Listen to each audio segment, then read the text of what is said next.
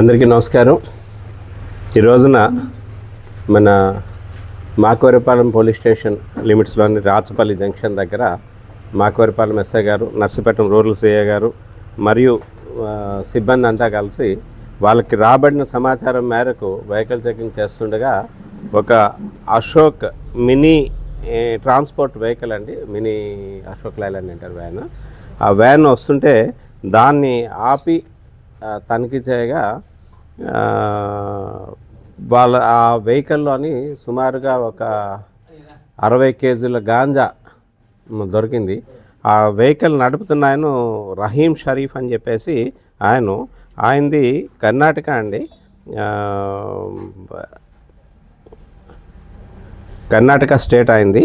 అక్కడి నుంచి బెంగళూరు కర్ణాటక స్టేట్. ఆయన మన ఎస్ఐ గారు, సిఐ గారు వాళ్ళని ఇంట్రాగేట్ చేయగా అదేంటంటే సయ్యద్ తన్వీర్ అని చెప్పేసి అది బెంగళూరు కర్ణాటక ఉంటాడు. ఇంకా గాంజాకి రహీం అలవాటు పడిపోయాడు త్రాగడానికి.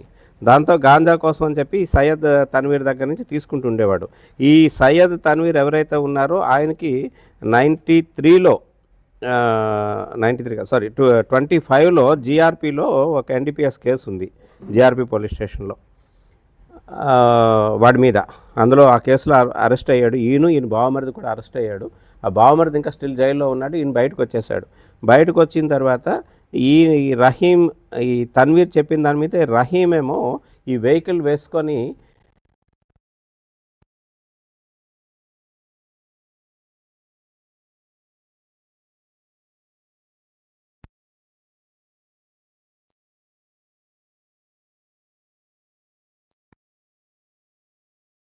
కూడా 3,60,000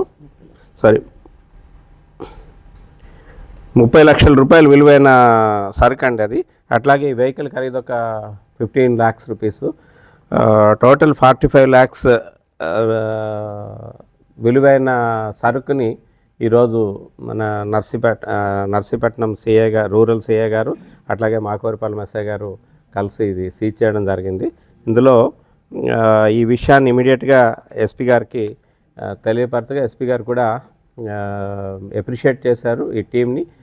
ఈ గుడ్ వర్క్ చేసినందుకు గాను వాళ్ళకి నెక్స్ట్ రాబోయే క్రైమ్ మీటింగ్లో రివార్డ్స్ కూడా ఇస్తామని చెప్పారు. ఇంకా ఈ కేసులో మిగతా ముద్దాయిలను కూడా అరెస్ట్ చేయాల్సి ఉంది.